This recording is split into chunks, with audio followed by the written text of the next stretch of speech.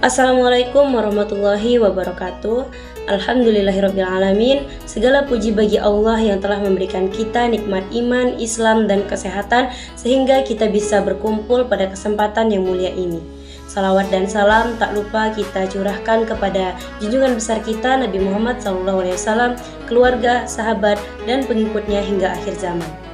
Hadirin yang dirahmati oleh Allah SWT, pada kesempatan kali ini saya ingin menyampaikan kultum singkat tentang keutamaan membaca Al-Quran, di mana seperti yang kita ketahui, Al-Quran adalah kitab suci umat Islam yang merupakan mukjizat terbesar dari Allah kepada Rasulullah SAW. Allah menurunkan Al-Quran sebagai petunjuk hidup bagi manusia, sehingga firman-Nya dalam surah Al-Baqarah ayat 2 yang artinya, kitab Al-Quran ini tidak ada keraguan padanya, petunjuk bagi mereka yang bertakwa. Nah, membaca Al-Quran ini juga memiliki banyak keutamaan yang sangat besar. Salah satu keutamaannya adalah mendapatkan pahala berlipat ganda.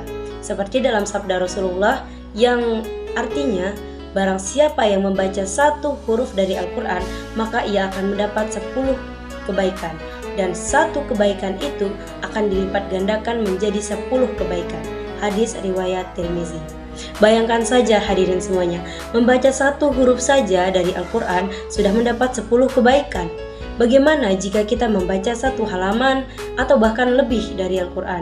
Tentunya pahala yang kita dapatkan sangatlah besar insya Allah. Selain itu, membaca Al-Quran juga menjadi syafaat kita di hari kiamat. Seperti dalam sabda Rasulullah yang artinya, bacalah Al-Quran, karena sesungguhnya ia akan datang pada hari kiamat sebagai pemberi syafaat bagi para pembacanya. Hadis riwayat Muslim. Namun hadirin sekalian, membaca Al-Quran itu tidak hanya sekadar membaca hurufnya saja, tetapi ada beberapa adab yang harus kita perhatikan dalam baca Al-Quran. Yang pertama itu, kita harus membaca dengan hati yang khusyuk dan ikhlas hanya karena Allah, bukan untuk dilihat manusia ataupun didengar manusia. Kemudian, membacanya kita harus dalam keadaan suci dan di tempat yang bersih pula, tidak boleh di tempat yang kotor ataupun ada najisnya. Kemudian yang terakhir, kita harus memahami makna ayat-ayat yang kita baca agar bisa kita amalkan dalam kehidupan sehari-hari kita. Hadirin yang dirahmati Allah SWT, Al-Quran itu adalah sumber kebahagiaan dan ketenangan jiwa.